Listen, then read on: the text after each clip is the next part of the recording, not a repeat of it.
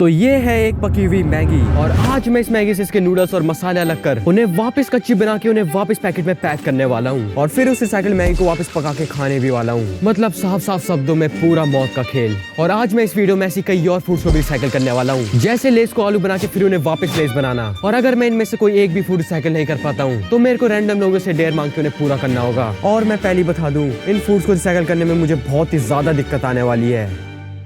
तो सबसे पहले शुरुआत करते हैं बनाना शेक से। तो इसमें मेरे को इस बनाना शेक को वापस केला बना के फिर इसे वापस शेक बना के इसे पीना होगा। मौत तो पक्की है। तो सबसे पहले हम इस बनाना शेक से बनाना और दूध को अलग करेंगे। तो फिर मैं शेक से केले और दूध को अलग करने के लिए उस शेक को एक कपड़े से पास आउट कराने लगा। मुंह में दे दूंगा चोको। तो इसी के साथ यहाँ पे दूध और केले के टुकड़े भी अलग हो चुके हैं। और फिर केले के टुकड़ों को एक प्लेट में अलग करके मैं उस केले के छिलके पे फेविक्विक लगा के उसे उसकी ओरिजिनल शेप में लाने लगा। तो इसी के साथ यहाँ पे इस केले की सील भी पैक हो चुकी है और अब बारी है इसमें वापस माल भर के इसको वापस इसके ओरिजिनल फॉर्म में लाने की। बेचारे के अंदर का माल खत्म हो गया सारा, वापस भर देते हैं। तो सबसे पहले इसके अंदर इस वाइट स्टिकी सब्सटेंस को अंदर तक डालेंगे जिससे इसकी सील पूरी इससे भर जाए। और उसके बाद जब ये अच्छे से हो जाए इसको फेविक्विक से पैक कर देते हैं। तो इसी के साथ ये केला इसकी ओरिजिनल फॉर्म में आ चुका है। तो फिर उस केले के अंदर के माल को भी सुखाने के लिए उस केले को मैंने एक पन्नी में सील पैक करके धूप में छिपा के रख दिया। और उसके बाद केला सूखने के बाद काफी अच्छे से रिसाइकल हो गया था और अब बारी थी इसे वापस शेक बनाने की। तो फिर मैं उस रिसाइकल दूध और केले को मिक्सी में डाल के उनका वापस शेक बनाने लगा। पहले हमें देखना पड़ेगा इसकी हालत कैसी है। खोलते इसको, अभी भी अंदर से काफी ज्यादा गीला हो रखा है ये, पर जहाँ तक देख के लग रहा है इसकी शेप मेंटेन रही है। तो अब यहाँ पे इस चाकू से इसको काट कूट के इसमें डालते इसके पीसेस। ची भाई कुछ और चीज की याद दिला रहे हैं। और उसके बाद मैं उस मिक्सी को चला के वापस उस दूध और केले को मिक्स करने लग गया। तो इसी के साथ मैं इसको खोल के देखने वाला हूँ, देखते इसका कैसा हाल हुआ है। 3, 2, 1। देख के तो काफी ज्यादा सही लग रहा है ये। तो फिर रिसाइकल शेक भी बन जाने के बाद अब बारी थी उसे पीने की। कुछ नहीं होता, कुछ नहीं होता। 3, 2, 1। और उस गिलबिले रिसाइकल बनाना शेक को पीने के बाद मेरा कुछ ऐसा रिएक्शन था। झूठ नहीं कहूंगा भाई, उल्टी सी आ रही है। पर इसी के साथ हमने इस शेक को रिसाइकल कर दिया। अब बढ़ते हैं अगले वाले की तरफ। और इस पहले वाले ने मेरी हालत खराब कर दिया। अब अगले वाला देखते क्या ही करता है। मेरे हिसाब से तो अगले वाले में पक्की मौत है। तो इसी के साथ अब हम पहुंच चुके हैं अगले फूड में। और ये जो अगला फूड होने वाला है ये होने वाला है ये भात और दाल। तो अब इसमें मेरे को इस भात दाल में से दाल और भात अलग करके उनको उनकी ओरिजिनल फॉर्म में लाके फिर उनको वापस पका के फिर उनको मिक्स करके मुझे उन्हें खाना होगा। जैसे कि वो शेक वाले में तो पीते उल्टी आ गई थी, इसमें तो मेरे को सोच के उल्टी सी आ रही है। तो अब हमें इस भात में से इस दाल को अलग करने के लिए इन दालों को छांट छांट के इस अलग प्लेट में डालना होगा। तो चलो फिर लग जाते हैं काम पे। ये रही एक दाल, ये है दूसरी, तीसरी, चौथी, पांचवी। तो इसी के साथ हमने इस भात में से इन सभी दालों को अलग कर दिया है और इतने से भात में से निकली है पूरी 107 दालें। तो उसके बाद मैं उस भात और दाल को अलग अलग धोके उन्हें उनकी प्योरेस्ट फॉर्म में लाने लगा। तो इसी के साथ अब हम छत में आ चुके हैं और अब बारी है इनको यहाँ पे रख के सुखाने की। तो इसको यहाँ पे सुखाने के लिए रख देते हैं। और ये रहे दाल, इसको भी प्यार से यहाँ पे रख देंगे। तो अब चलो इसी के साथ इनका धूप में सूखने का इंतजार करते हैं बहुत ही प्रोडक्टिव कामों के साथ। तो फिर उसके बाद मैं फुल प्रोडक्टिव काम करके अपना टाइम बहुत ही अच्छे से काटने लगा। तो इसी के साथ काफी टाइम हो चुका है इस भात को और इस दाल को यहाँ पे सुखाए हुए। तो मेरे हिसाब सब तक तो सूख ही गया होगा। तो अब चलो चेक करते हैं इसका क्या हाल हुआ है और क्या इसे किसी जानवर ने खा दिया कि नहीं, ये भी चेक कर लेते हैं, या फिर किसी छोटे जानवर ने। तो जैसे कि तुम यहाँ पे देख सकते हो, यहाँ पे ये रहे वो 2 सामान जो कि हमने रखे थे। और जहाँ तक देख के लग रहा है बाहर बाहर से तो काफी ठीक लग रहे हैं। अब खोल के देखते हैं इनका क्या हाल होता है। तो सबसे पहले देखते हैं इस चावल को। तो जैसे कि देख सकते हैं कैसा हाल है। वो इससे गंद बहुत ही गंदी आ रही है, पर जैसे कि देख के लग रहा है इसकी मतलब हालत काफी सही है। जैसे कि तुम यहाँ पे देख सकते हो ये काफी अपने ओरिजिनल फॉर्म में आ चुका है। तो इसी के साथ भात तो रिसाइकल हो चुका है। अब चेक करते हैं इस दाल को, क्या ये रिसाइकल हुई है। देखते हैं कैसा हाल है इसका।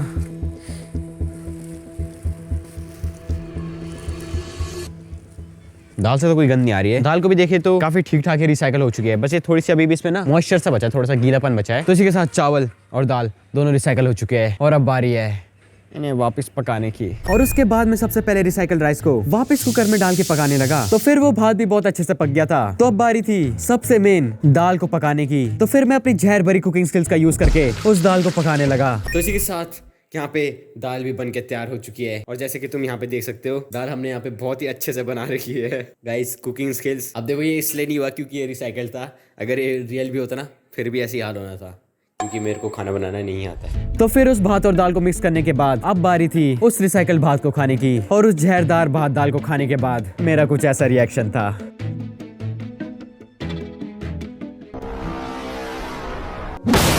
तो गाइस इसी के साथ मैंने रिसाइकल्ड भात दाल खा लिया है और बहुत अच्छा हो रहा था। तुम्हें भी ट्राई करना चाहिए ये।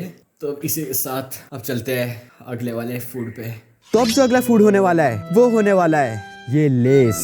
हाँ ये फ्राइड पोटैटो चिप्स। तो सबसे पहले मैं इन लेस की सील फाड़ के इन लेस को एक कटोरी में डालने लगा। तो इसी के साथ लेस यहाँ पे तैयार हो चुके हैं और अब बारी है इनको इनके मसाले से अलग करने की। और फिर पूरी गिलगिली हरकत करते हुए मैं इन लेस से उनका मसाला अलग करने लगा। तो इसी के साथ चिप्स जो कि बहुत ही गंदीले से लग रहे हैं वो अलग हो चुके हैं उनके मसालों से, जो भी बहुत गंदीले सा लग रहा है। और उसके बाद मैं उन मसालों का पानी सुखाने के लिए उन्हें बहुत ही हाई हीट पे उबालने लगा। और जब तक ये पानी उबल रहा है तब तक बढ़ते उन बिना मसाले वाले चिप्स पे। तो उन चिप्स के टुकड़ों को मैंने इसके अंदर भर दिया है और अब मैं इसको इस पेलने यंत्र से अच्छे से पेलने वाला हूँ, अच्छे से। और उसके बाद काफी देर तक उस आलू को पेलने के बाद उसका गिलबिला पेस्ट भी तैयार हो गया। तो फिर उसमें थोड़ा कॉर्नफ्लावर मिला के मैं उसे वापस आलू की शेप का बनाने लगा, जिसको करते हुए सच्ची बताऊंगा बहुत ज्यादा घिन आ रही थी, क्योंकि वो आलू का पेस्ट लिटरली अपना तेल मेरे हाथों पे छोड़ रहा था। तो इसके साथ ही गिलबिला आलू बन चुका है और अब इसे सुखाने के लिए रख देते हैं। तो फिर मैंने उस आलू को हार्ड करने के लिए उसे फ्रिज के अंदर रख दिया और जब तक वो आलू हार्ड हो रहा था तब तक उस मसाले से उसका पानी भी सूख गया था। तो इसी के साथ ये प्योर एंड ऑथेंटिक मसाला तैयार हो चुका है। वैसे टेस्ट करके देखते हैं।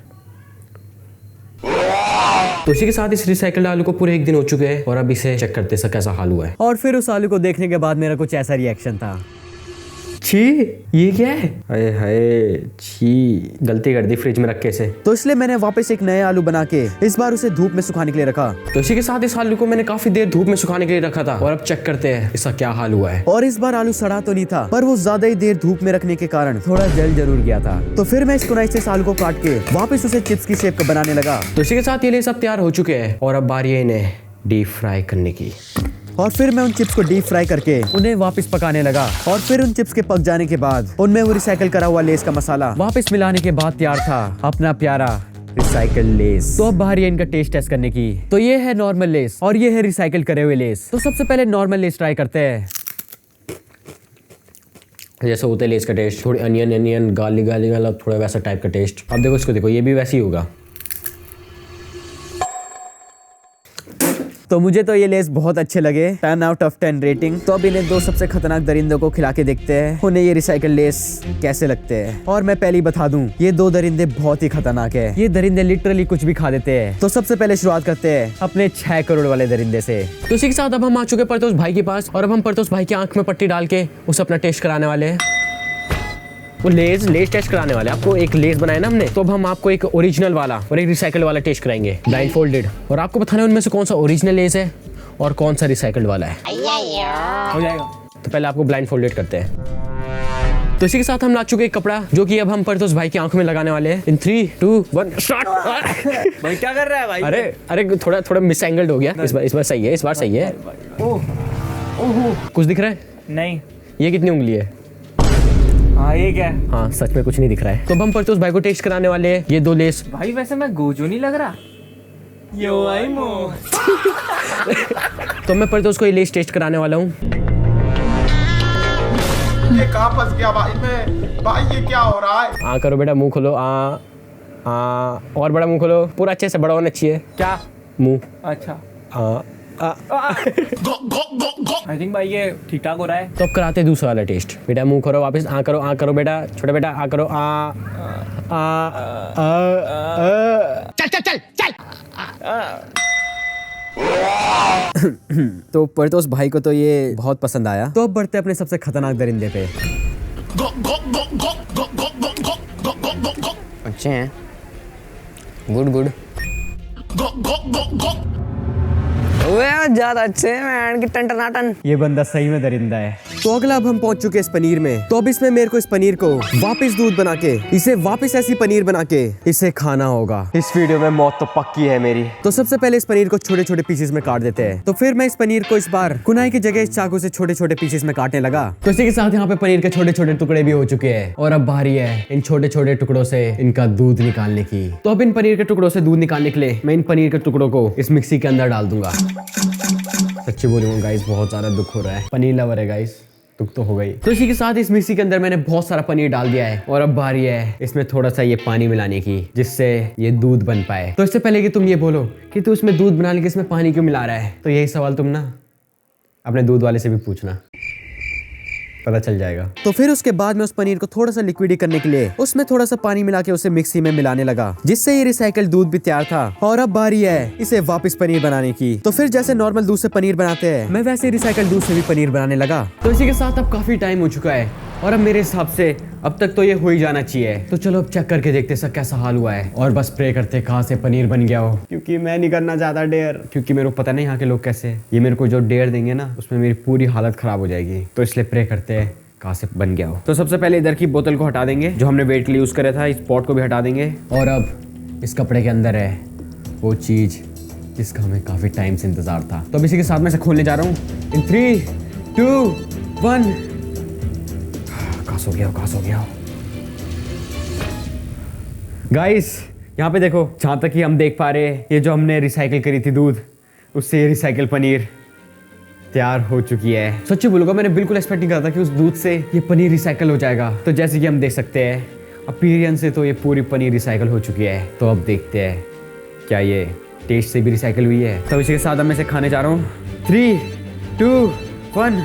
और फिर जब मैंने इस रिसाइकल पनीर को खाया तब मुझे रियलाइज हुआ कि ये बिल्कुल पनीर जैसा नहीं हो रहा है, और वो इतना गंदा हो रहा था कि मुझे लिटरली उसे खा के उल्टी आ गई। तो जैसे कि मैं इस पनीर को रिसाइकल नहीं कर पाया, तो अब मुझे रैंडम लोगों के पास जाके डेयर मांगने होंगे, जो कि हम जाएंगे वीडियो के एंड में। तो अभी चलते हैं आखिरी और सबसे खतरनाक रिसाइकल्ड मैगी पे। तो अब जैसे कि मैंने वीडियो के शुरुआत में कह दिया था, अब मेरे को इस मैगी को वापस पैक करके फिर इससे वापस मैगी बना के इसे खाना होगा। अब इस आखिरी वाले में तो मेरे हिसाब से मौत तो पक्की है। तो देखो, सबसे पहले हमें इस मैगी से इसके मसाले और नूडल्स को अलग करना होगा। तो उसके बाद मैं उस मैगी में से उसके मसाले अलग करने के लिए उसे बहुत ही गिलबिले तरीके में पानी से धोने लगा। तो इसी के साथ ये नूडल्स और ये मसाले दोनों अलग हो चुके हैं और अब बारी है इन दोनों को रिसाइकल करने की। तो सबसे पहले इन नूडल्स को रिसाइकल करने के लिए हमें इन्हें अलग से एक प्लेट में डालना होगा, और फिर जब ये सारे नूडल्स एक अलग प्लेट में आ जाए, फिर इन्हें हमें वापस कच्ची मैगी की शेप में लाना होगा, मतलब की रेक्टेंगल शेप में। और फिर जब ये नूडल्स ओरिजिनल मैगी की फॉर्म में आ जाए, फिर हमें इसे सुखाने के लिए हमेशा की तरह धूप में रखना होगा। और उसके बाद मैंने उस मैगी को पन्नी से सील पैक करके धूप में सुखाने के लिए रख दिया। और जब तक ये सूख रहा था तब तक मैं हमेशा की तरह बहुत ही प्रोडक्टिव काम करके अपना टाइम को काटने लगा। और जब तक मैं प्रोडक्टिव काम कर रही होता हूँ तभी मुझे एक इम्पोर्टेंट चीज याद आती है,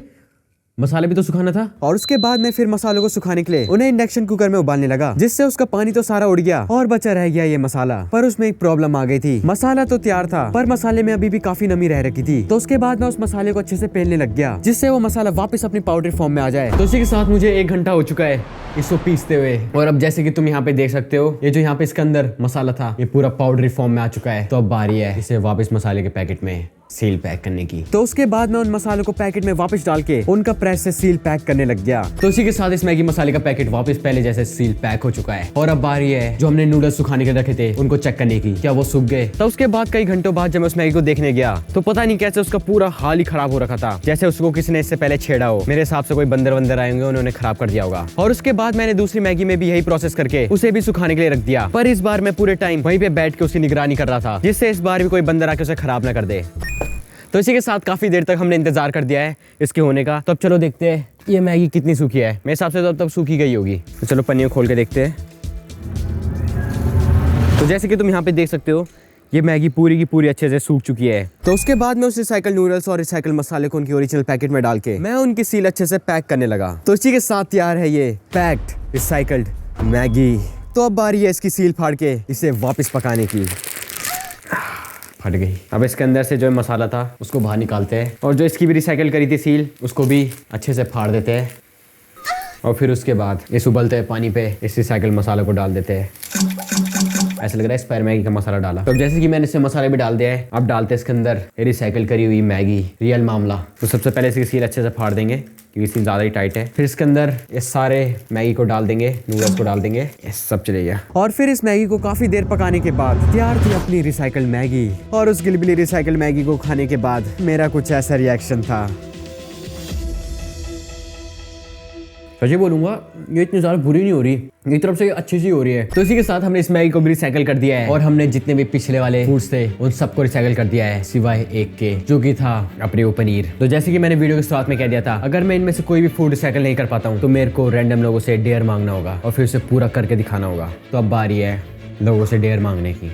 तो इसी के साथ अब हम आ चुके हैं रोड के बीच में, और अब हम यहाँ पे अपना फुल कॉन्फिडेंस दिखाते हुए लोगों से पूछने वाले कि तुम हमें डेयर में क्या दोगे। हम स्ट्रेंजर्स के पास जाएंगे और उनसे डायरेक्टली पूछेंगे कि तुम हमें डेयर में क्या दोगे। और इस मामले में दो चीज़ें हो सकती है, या तो वो हमें डेयर दे दे या फिर वो हमें चांटे छूटे मार के भगा दे।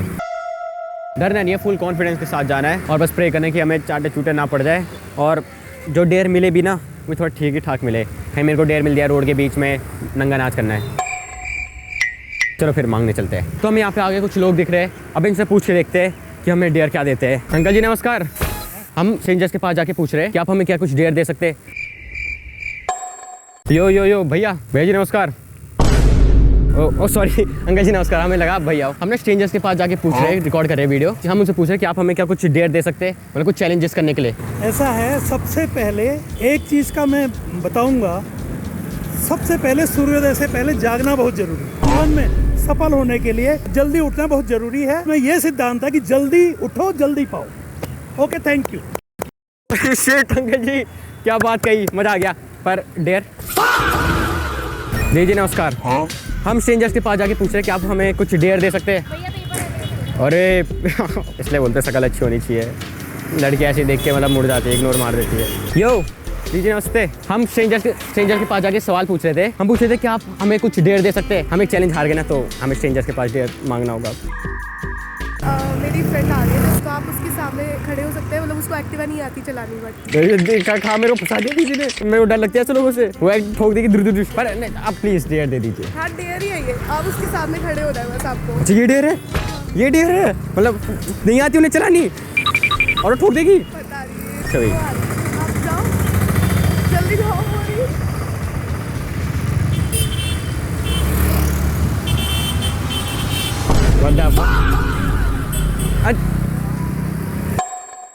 मतलब पूरे मेरे को मरवाने वाले काम है आपके। वो मैं खड़ा हो जाता मेरा वो ऊपर आसमान में मिलता, मैं डेयर फिर आखिरी वीडियो बन जाती मेरी। कुछ और डेयर प्लीज। ये मतलब थोड़ा ना तारीख वो हो गया था यार, मतलब मौत हो जाती, वीडियो बैन हो जाती, वीडियो बैन से पहले मेरी ज़िंदगी बैन हो जाती। बस मेरे को इतना ही बोलना था। आपसे पूछते हैं।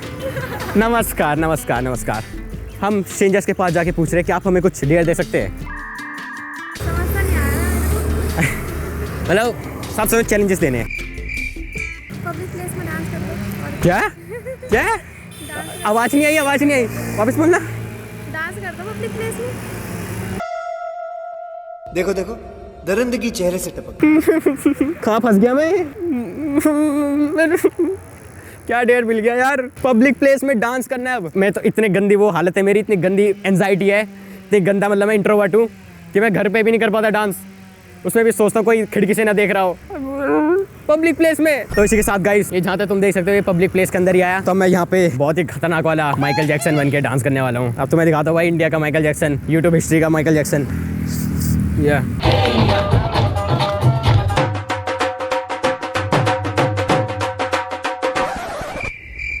कर दो